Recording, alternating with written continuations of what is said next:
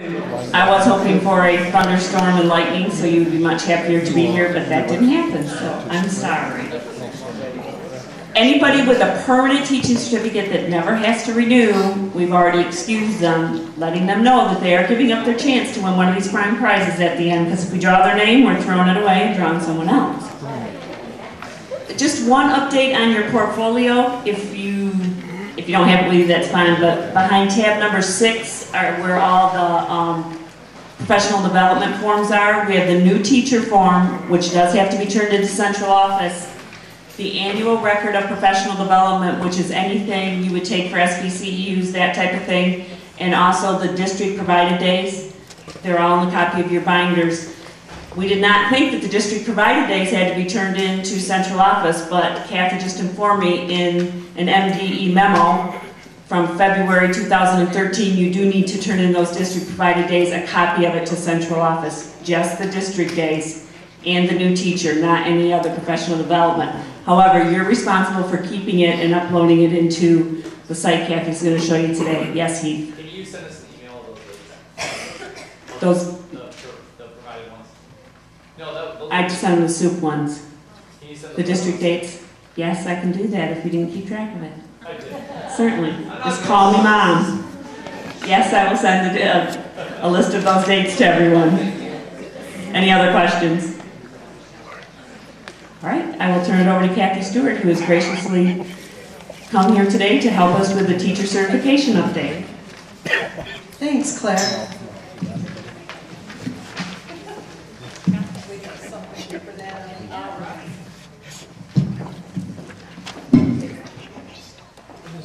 Well, I usually walk around, but I didn't bring a remote advancer, so I hope you are okay with me standing behind a podium. Good afternoon. Kathy Stewart, Gracia Isabella. I know many of you we've met. For those of you that I haven't met directly with, I appreciate being invited here just to provide an overview and information on educator certification, not evaluation. But if you have questions about evaluation, I can answer or address those at the end too.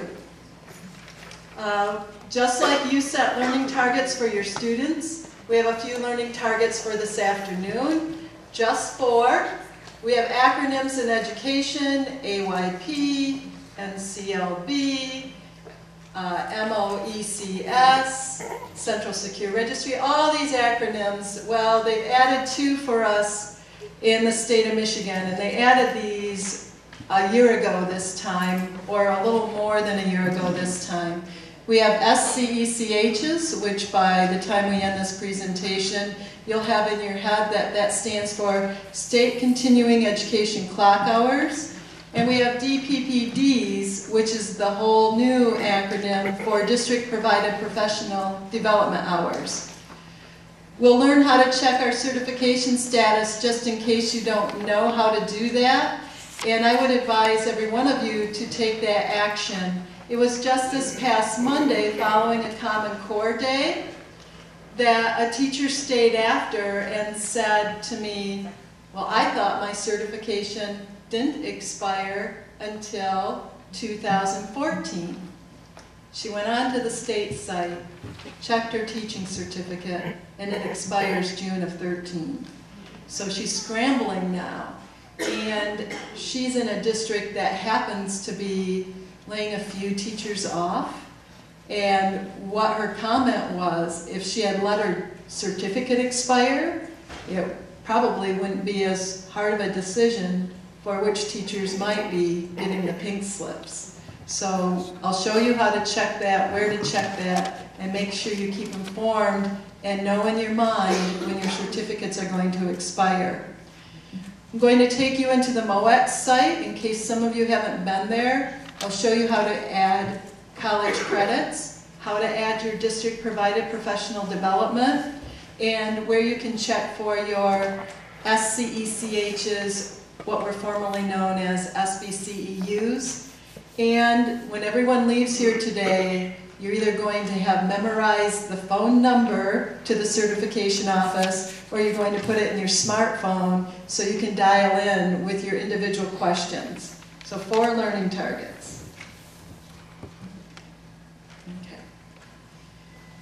Something the state has changed is anytime after January 1st of the year your certificate is expiring, you can apply to renew your certificate. You don't lose any time on that certificate if you apply in February or March, because the certificate is renewed beginning July 1 of the following year.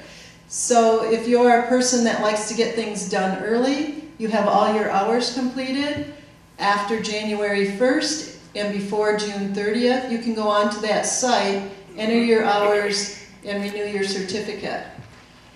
With specific certificate questions, make sure you have that 517-373-3310 either in your cell phone or handy so that you can give them a call. We had to call there the other day for that teacher we were talking about, because when she entered her name to go ahead and check her certificate or create her MOEX account, there was another teacher in the state with the same exact first, middle, and last name. And that's when you want to make sure you're renewing your certificate and not the other person's certificate. And these are the specific folks that you could email if you'd rather email questions to.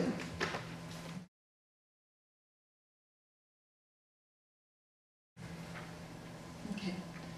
3 types of certificates. There's the provisional. How many of you have a provisional certificate right now? How many of you that put your hand up, does it expire this year? Or 2 of you? I think 2 I counted. For you 2, you still have the 18 hours and whatnot. But for those of you whose provisional certificates don't expire until 2014 or beyond, you're in for a little bit of a treat. Then there's the professional education certificate. How many of us in the room have the professional education certificate? So you expire every 5 years. The rules changed a year ago, May 2012. So even if you expire this June 2013, the new rules apply to you. You don't have to wait until after September 1st like the provisional teaching certificate holders do for the new rules to take effect. And then there's the Advanced Professional Ed Teaching Certificate. This is a new certificate you can apply for. Notice they've input the new educator effectiveness labels on this one. Effective, highly effective ratings for 5 consecutive years. We were hoping this would be valid for longer than 5 years, but we'll double check on that. That was the latest information we had. Kath, well, yes. I got you right zoomed in on you just now. So I had my 3 credits from Michigan State, working on my master's, picked up the 21 things, but it hasn't quite been finished. But that'll be my 6 credit hours. You know, you got it because whatever it comes.